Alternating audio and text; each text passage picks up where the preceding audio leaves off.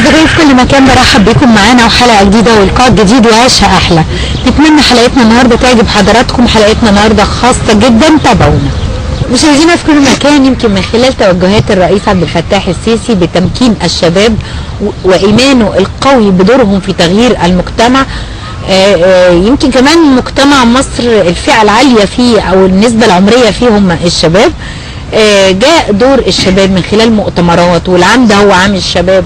مؤتمرات بتعقد لتمكينهم، يمكن كمان لعرض أفكارهم وابتكاراتهم. تعالوا بينا مع بعض النهارده نشوف مبادرة خاصة جدا تحت عنوان حياتي. تعرف عليكي؟ هايدي عبد الله في كلية فنون جميلة قسم ديكور. أهلا بيكي. محمد عشبة، عضو المكتب التنفيذي في مبادرة حياتي. اهلا بحضرتك. احكي لي بقى، ما هي مبادرة حياتي؟ بتتكلم عن ايه؟ استاذ محمد. طيب، احنا في البداية من 2011 شغالين عمل، هي عمل خيري، عبارة عن عمل خيري. كنا مجموعة شباب صغيرين شايفين ان في ناس كتير محتاجة وناس كتير محتاجة مساعدة، فبدأنا من 2011 ننزل عمل خيري، نوزع شنط رمضان. من 2011 وزع شنط رمضان، مساعدات عينية للفقراء. بدأ الموضوع يكبر شوية بشوية، كنا عدد قليل، بعد كده العدد زاد، بقى معانا متطوعين زيادة. بدأنا نقول طب ليه احنا ما نأسسش نفسنا ويبقى عندنا كيان قوي. بدأنا نقسم المتطوعين مجموعات، كل مجموعة مختصة بنشاط معين، اللي ماسك التعليم، اللي مهتم بالبيئة، بالصحة، أي أنشطة تخدم المجتمع. وبدأنا من بعدها بقى نستهدف أماكن فعلا محتاجة، يعني نروح العمرية، نروح غبريال، نروح حتة كده قبل كفر دوار، يعني لنا كذا أماكن تمركزين. بقت في أماكن كتيرة المفروض إن أنتوا بتروحوها، مش كده؟ طبعا. جميل جدا. من ضمن الأماكن منطقة الحرابي ومنطقة المراغي ومنطقة غبريال. كل دوركم فيها إيه بقى؟ بتعملوا إيه بالظبط غير توزعوا شنط والكلام من ده؟ لا، تنمية ليكم.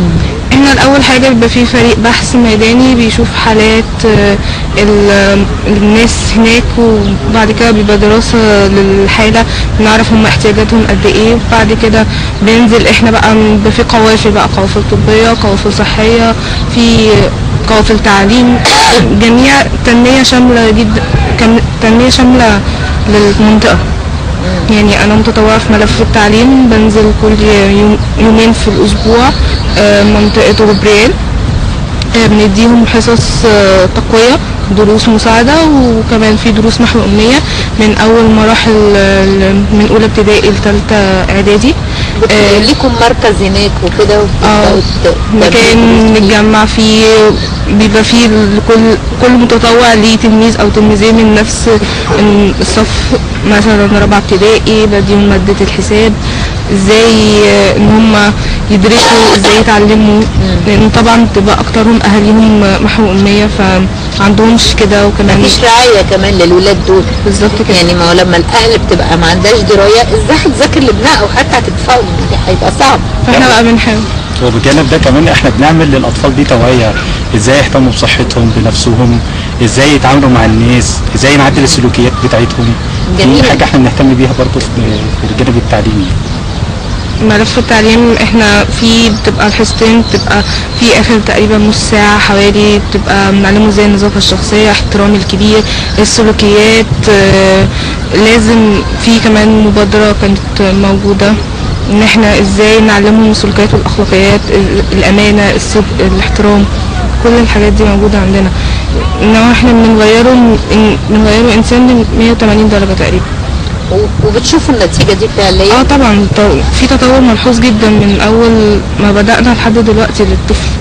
طب هايدي، انت بتدرسي في كلية عملية الى حد كبير؟ انا لسه في اول سنة اعدادي ديكور. اعدادي. طيب قولي لي هايدي، يعني بتلاقي وقت منين تعملي الكلام ده؟ لا، يعني لو في تخطيط كويس ان انا بعرف انظم وقتي ما بين الجمعية وما بين دراستي فبقدر. ودي اول سنة ليكي في العمل ده ولا قبل كده؟ لا، اول سنة ليا من بداية الكلية.